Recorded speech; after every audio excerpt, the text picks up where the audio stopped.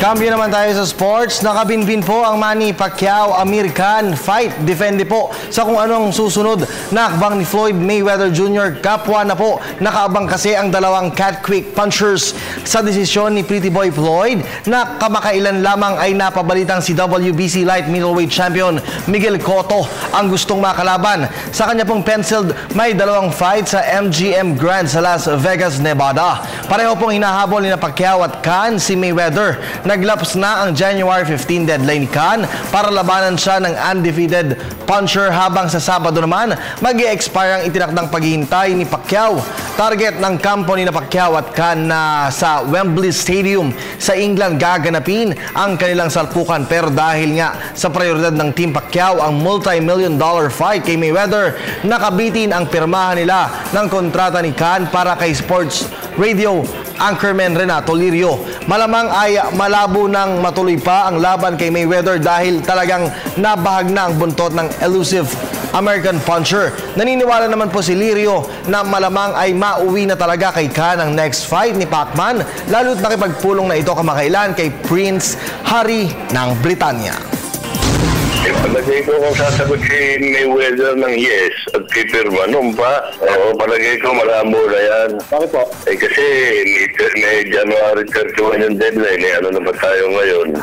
He is chicken. The problem is Floyd Mayweather is chicken. Wala na palagay ko yan. At si Manny naman, baka ewan ko nabulungan ni Prince Harry na alabanan mo na lang si Amir Khan. Palagay ko yan ang matutuloy. Why? Because I did not believe then, and I don't believe now that that fight would happen because of Floyd Mayweather Jr. He is afraid of Manny Pacquiao. Samantala, ilang araw matapos po ang Philippine Cup Finals, agad nang sisiklab ang aksyon sa mid-conference ng PBA. Mamayang alas 5 po ng hapon ay bubuksan na sa SM Mall of Asia Arena ang import-laden commissioners kung saan unang magbubuno ang Global Port Batang Pier at Expansion Team, Kia Sorrento. Bitbit po ng pinakamatangkad na import sa katauhan ni 7'3" Peter John Ramos, hangad ng Kia na mag-improve mula sa kanilang 1-win at 10-loss record noong All-Filipino. Asam naman po ng Global Port na maglista ng mas magandang finish ngayong kumperensya, kasama na po ang import na si CJ Leslie. Samantala, magbabalik aksyon naman ang crowd favorite Barangay Ginebra San Miguel sa main game mamayang alas 7 ng gabi. Kaharap naman ang Meralco Bolts. Samantala, problemado naman sa kanyang import si Global Port coach Eric Gonzalez dahil sa tendency nito na mag-relax sa ensayo.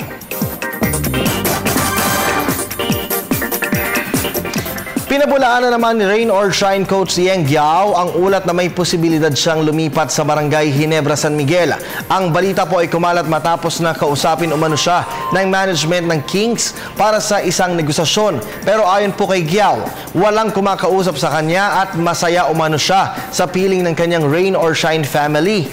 Ang 6-time champion coach ay matagal nang tinutulak ng mga Ginebra fans bilang maging coach. Taglay naman po kasi ni Giao ang never say die attitude at striktong pamamalakad sa mga player. Naman narinig Giao kay Ginebra legendary coach Robert Jaworski ang galing sa paghasa ng mga kadalasay hindi pinapansing players.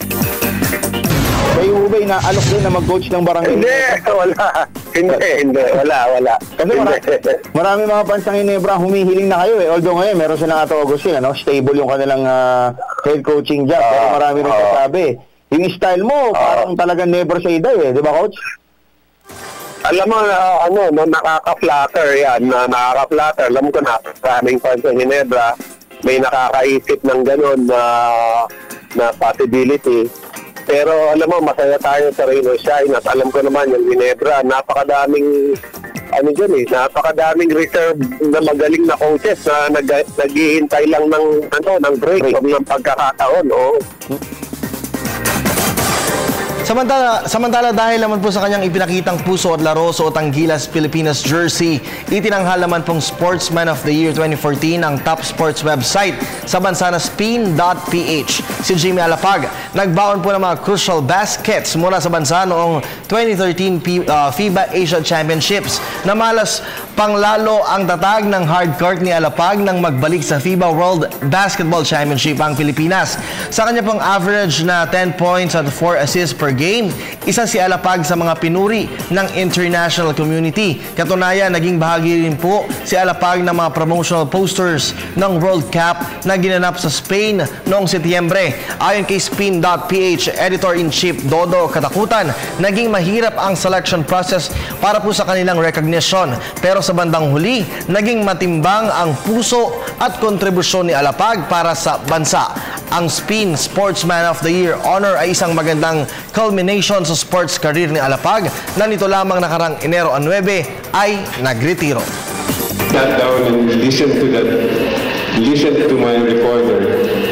I finally grasped what Jimmy was saying. And there I realized that this guy has depth, this guy has substance, this guy has a lot to say. That's when I realized that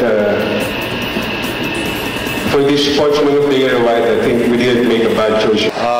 You know, Snow, it's a huge honor and very humbling to receive an award, especially when you share it with so many other awardees. You know, great coaches, great teams, an icon in our country in Manny Pacquiao. So to get the award, it meant a lot.